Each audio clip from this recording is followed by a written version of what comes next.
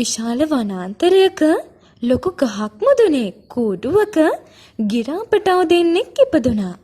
එයින් එක ගිරාපටවෙක් ලෙස අප මහා බෝධිසත්වයන් වහන්සේ වැඩුණා. ගිරා අම්මයි තාත්තයි කෑම හොයාගෙන ඇවිත් කවලා මේ පුංචි ගිරාපටව දෙන්නව ආදරයෙන් රැක බලාගත්තා.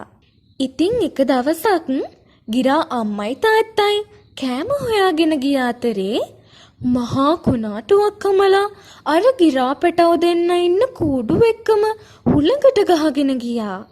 එයින් එක ගිරාපටවෙක් වන බෝධිසත්ව ගිරවා ඒ වනාන්තරයේ තිබුණු තාපසාරාමයකට වැටුණා. මේ මොකෙද්ද? ගිරාපැටියෙක්. හොඳ වෙලාවට මල් ගොඩක් උඩට මේ සතා වැටුනේ. මුකුත් වෙලා නෑ මං හිතන්නේ. සුළඟට පාවෙලා එන්නේ ඇති.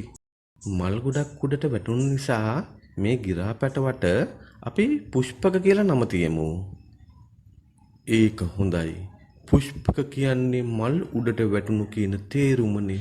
මේ අතර අනික් ගිරාපටවා පාවෙලා ගිහින් ඒ වනාන්තරයේම හොරු රංචුවක් හිටපු ගල් ගුහාවක් ළඟ ගොඩ ගහලා තිබුණු ආයුධ ගොඩක් උඩට වැටුණා.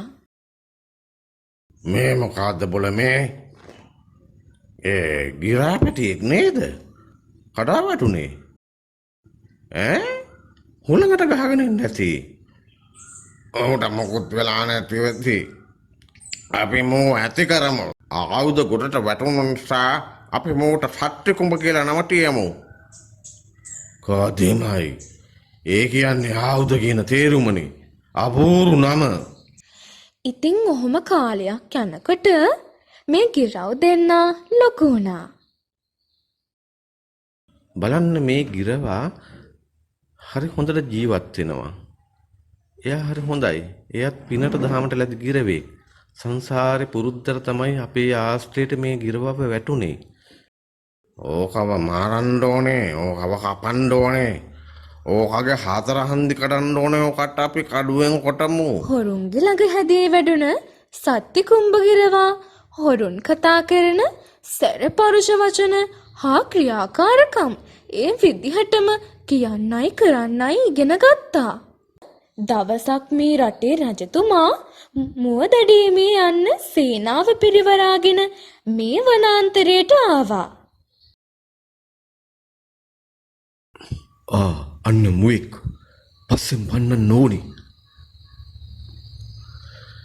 කොච්චර දුරක් පස්සෙන් පැන්නුවද? ඒත් බැරි වුණානේ මුවාට කිට්ටුවක් කරන්න. මගේ සේනාවත් මගැරුණා වගේ. මේ කැලේ ගිහිල්ලා දැන් නම් මට හරිම මහන්සියි. මගේ පිරිසත් මගැරුණා. මුවදඩේමෙන් කාරි නෑ. ටිකක් විවේක ගන්න ඕනේ. හම්මේ හරිම මහන්සියි. මාව මේ කැලේ අතරමං වෙලා වගේ. මේ කවුද? වටිනා ආවරණ පැළඳ ටිකත් මිනිහෙක් අපේ අයිට කෑ ගහලා කියන්න ඕන. ඒයි මෙහෙවරෙල්ලා ඉක්මනට වරෙල්ලා මෙතන ගහයට වටිනා ආභරණ පැළඳගත්තු මිනිහෙක් ඉන්නවා. මූව මරපල්ලා මුගේ ආභරණ උදුර ගනිilla. මුගේ අතපය කපපල්ලා ඉක්මනට වරෙව්. මෙන්න මූ පැනලා යනෝ.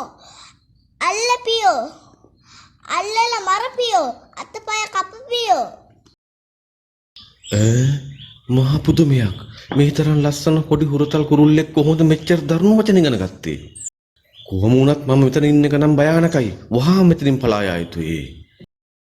යන්තම් එතනින් පැනගත්තා. ඒ ගිරව මගේ ඇරුණා. අර ඈත පෙනෙන්නේ කුමක්ද? බැලු බැලමට නම් තාපසාරාමයක් වගේ නේද? ඔව් තාපසාරාමයක් යන්න ඕනේ එතෙන්ට. හරිම තේට්ටුයි හරිම මහන්සි. රජතුමනි එන්න.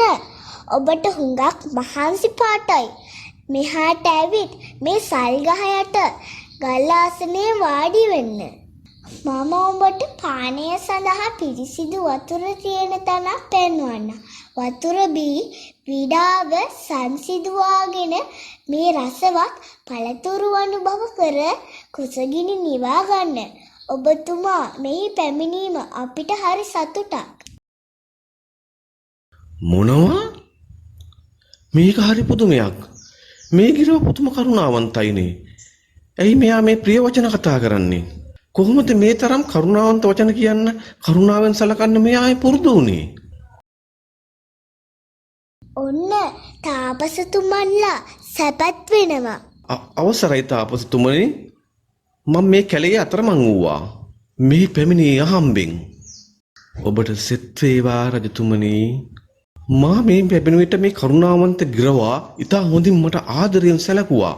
මා සිටියේ මගේ සේනාව මගහැරී බොහෝම විඩාබරවයි. තාපසතුමනි, කැලේ අතරමං වී ගසක් මුල ගිමන් හරන විට එක්තරා ගිරවෙක් පැමිණ නපුරු වචන කියමින් මා අල්ලා මරණ ලෙස කිසිවෙකුට කෑ ගසා කිව්වා. එහෙත් තාපසාරාමේ ගිරවා ඉතා කරුණාවන්තව මා අමතා සංග්‍රහ කළා. මේ ගිරව් දෙදෙනා එකිනෙකට හරිම වෙනස්. මේ මට මා පුදුමයක්. රජතුමනි, මේ ගිරව් දෙදෙනාම එකම පවුලේ සහෝදරයෝ. ඒකනම් හරි පුදුම කතාවක් නේ. තාපසතුමනි, මේ දෙන්න ආසට පොළොව වගේනේ. කුඩා කල සුලිසුලඟකට හසු වුණු මේ ගිරා පැටව් දෙදෙනාගෙන් එක් ගිරා පැටුවෙක් සොරුන්ගේ වාස භවනට වැටුණා. ඉතින් සොරුන් කියන කරන නපුරු වචන ක්‍රියා ඒ ගිරව පුරුදු පුහුණු වුණා. ඒ තමයි ඔබතුමාට කැලේදි හම්බුණු සත්‍ය කුඹ ගිරව. අනිත් ගිරව වැටුනේ මේ තාපසාරාමේටයි. ඒ තමයි මේ පුෂ්පක ගිරව. ඉතින් තාපසාරාමේ නිතරම කතා කරන්නේ යහපත් වචන, කරුණාවන්ත වචනනේ. කරන්නේ යහපත් ක්‍රියානේ. නිතර දකින්ට ලැබෙන්නේ අන් අයට කරන ගරු බුහුමන්නේ. ඉතින් මේ පුෂ්පක ගිරවා ඒවා ඉගෙන ගත්තා. ආශ්‍රය නිසා මිනිසුන් පමණක් නොවේ, තිරිසන් සතුන් පවා වෙනස් වන සැටි මේකෙන් පෙනෙන්නේ. මේ නිසා මේ පුෂ්පක ගිරවා හොඳ දේවල් පුහුණු වුණා. අපි කවුරුත් නරකය ආශ්‍රය කළොත් නරක් වෙනවා. ඒ වගේම හොඳ අය ඇසුරු කළොත් තමා අපිත් හොඳ අය බවට පත් වෙන්නේ. එහෙමයි තාපසතුමනි. මේ ගිරවුන් දෙදෙනා තුලින් ඊටාම වටිනා දහමක් තමයි ලොවට හෙළි වෙන්නේ. එසේය. එහෙත් ඒද තීරුම් ගන්නා අය ඊටා බුද්ධිමත් අය විති මහරජා. අපිත් හොඳ අය ඇසුරු කරමු. හොඳ දේ පමණක් අනුකරණය කරමු. එවිට හැමෝම අපි ගැන පැහැදේවි. නරක අය ඇසුරු කළොත් අපි නොදැනුවත්වම නරක වී හැමෝගෙම අප්‍රසාදයට ලක් වෙනවා.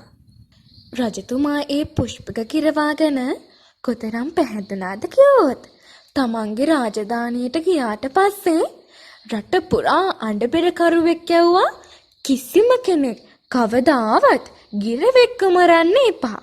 උන්ට ආදරයෙන් සලකන්න කියලා.